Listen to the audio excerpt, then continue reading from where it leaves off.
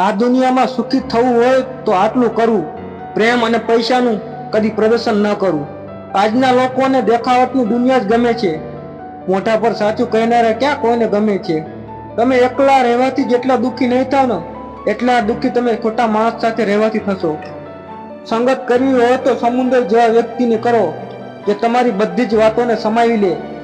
ખાબોચિયા જેવા વ્યક્તિની સંગત કરશો તો એ કડકવા છલકા જશે અને કિચડની જેમ તમારી વાતને ઉછેડી નાખશે. જાણું છું બધું છતાં ચૂપ રહેવું પડે છે. જીવનમાં ક્યારેક ક્યારેક સહૃદય પણ બનવું પડે છે.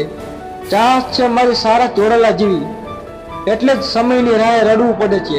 આવે છે લડત ઘણીવાર સૌજનથી, અર્જુનની અવસ્થામાં મુકાવવું પણ પડે છે. ફસાવશું સદા લાગણીઓને ચક્રવ્યૂહમાં, તેને તોડવા ક્યારેક ક્યારેક અભિમાન્યુ પણ બનવું પડે છે. સહજ છે જિંદગી, ઘણું બધું સહન પણ કરવું પડે છે. બીજાની ભૂલ કાઢવા માટે ભેજવું જોઈએ, પોતાની ભૂલ સ્વીકારવા માટે કલેજવું જોઈએ. સુખી થવા માટે 3 વસ્તુ યાદ રાખવી: રડવું નહીં, લડવું નહીં અને કોઈને નડવું નહીં. માનવી જ્યારે મુશ્કેલીમાં મુકાય છે ત્યારે તેના પર કોઈ વિશ્વાસ નથી કરતું, પણ એ મુશ્કેલીમાં પણ ત્યારે જ મુકાય છે જ્યારે પોતાનાથી વધારે વિશ્વાસ બીજા પર કરે છે.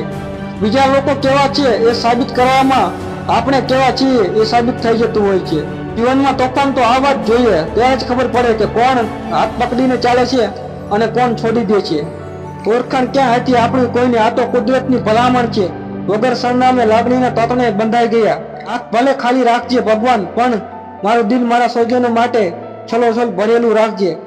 મારી નજર કોઈના આવે તો કાંઈ નહીં, પણ મારા નજીક આવેલું કોઈ મારાથી દૂર ન જાય એવો સંબંધ કાયમી રાખજે.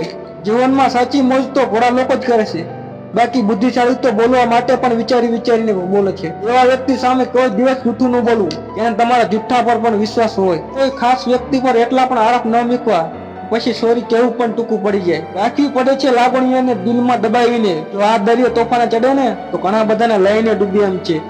એ સંબંધ એક દિવસ તૂટી જ જશે. એને સાચવવાનો પ્રયત્ન કોઈ એક વ્યક્તિ જ કરતું હોય.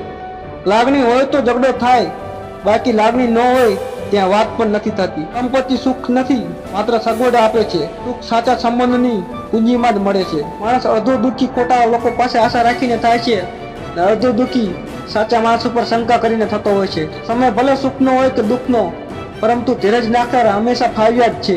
જે કહી દીધું એ શબ્દ હતા, ન કહી શક્યા એ લાગણી હતી. જે કહેવું છે છતાં પણ કહી નથી શક્યા એ અમારી મર્યાદા છે. હંમેશા એકલા રહેવાની હિંમત રાખો, એમ કે જરૂરી નથી આજે જે તમારી સાથે છે એ આવતીકાલે પણ તમારી સાથે જ હોય. વળાંક ખોટો હોય તો થોભી જવું, પછી રસ્તો હોય કે સંબંધ, તળાવ એક જ હોય છે. એમાં હંસ મોતી શોધે છે અને બગલો માછલી. ફક્ત વિચારમાં ફરક છે. તમારા વિચાર તમને આગળ લઈ જાય છે.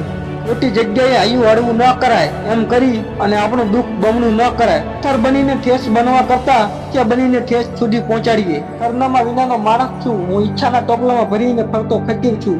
દુનિયામાં સૌથી ભાગ્યશાળી એ જ વ્યક્તિ છે જેની પાસે ભોજનની સાથે ભૂખ છે, પથારીની સાથે ઊંઘ છે અને ધનની સાથે ધર્મ છે. ક્યારેક કોઈના મૌન પાછળનું કારણ જાણજો. શું ખબર તમે ધાર્યા એ કરતા પણ એને વધારે ગુમાવી નાખ્યું હોય. આકાશમાં નજર આવતા તારા ગણવા સહેલા છે, પરંતુ આપણે સાથે રહેનાર લોકો એ આપણા છે કે નહીં એ જાણવું બહુ મુશ્કેલ છે.